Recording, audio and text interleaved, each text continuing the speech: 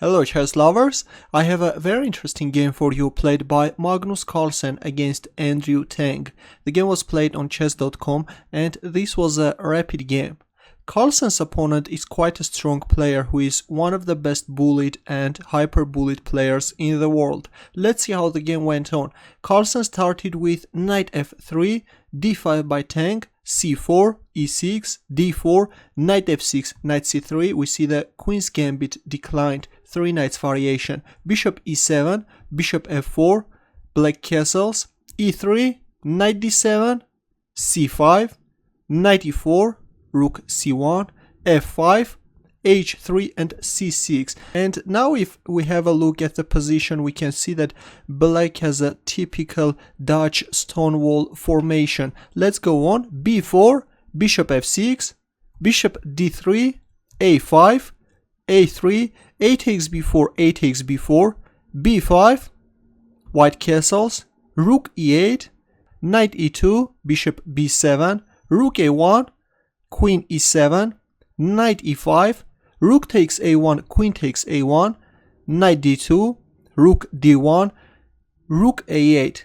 And in this position, Carlsen made a very interesting decision. Can you find his next move? Ready? Carlsen played queen takes a8 check, going for an exchange sacrifice. Bishop takes a8 and rook takes d2. Bishop b7, rook a2. This is very important. The rook is occupying this a file. Queen d8, and believe it or not, but now comes rook a7. The rook is going to penetrate the 7th rank. Knight takes e5, d takes e5, queen b8, and now comes another beautiful move by Carlsen. Can you find his next move? Ready? Now look, if a move like rook a1, then black can capture on e5, and suddenly this queen is getting activated, and this is winning for black. That's why after queen b8, Carlsen made another astounding decision. He captured on b7. Queen takes b7 and e takes f6. G takes f6.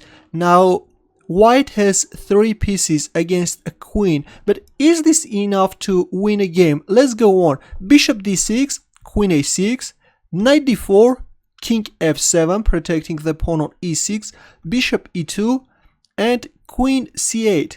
Well, if black tries to play actively and play e5, kicking this knight away, which is attacking the pawn on c6, white can capture on f5, and if black tries to target this pawn on b4, which is actually the only weakness in white's camp, then this can be very unpleasant for black. White can play bishop h5 check, if king e6, then knight g7 check, king d7, bishop e8 check, king d8, bishop takes c6, queen takes b4, knight e6 check, king c8. Look at this white pieces. Bishop b7 check. Well, if king takes b7, then c6 check is winning the queen. Or if king d7, then c6 check again, and if king takes d6, then c7, and there is no way to stop this pawn. Let's go back.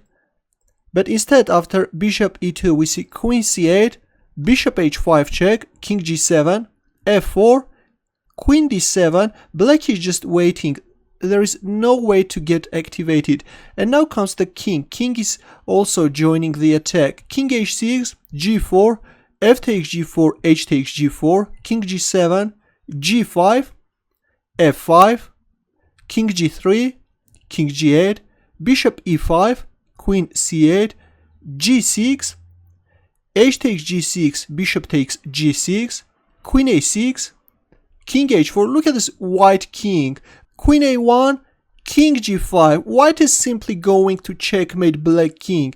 Queen a7, knight takes c6. The pawn on c6 is also dropping. Queen d7, knight d4, queen e7 check, bishop f6, queen f8, knight takes e6. Well, and now Andrew Tang just played a desperate move. Queen h6 check, king takes h6, and black resigned. Of course, if it weren't this pawn on d5, then this would have been a stalemate, but black can play d4 and white can checkmate in 3. I think that this is one of the most creative games played by Magnus Carlsen. Your comments and questions please. What do you think about these fantastic sacrifices? Good luck.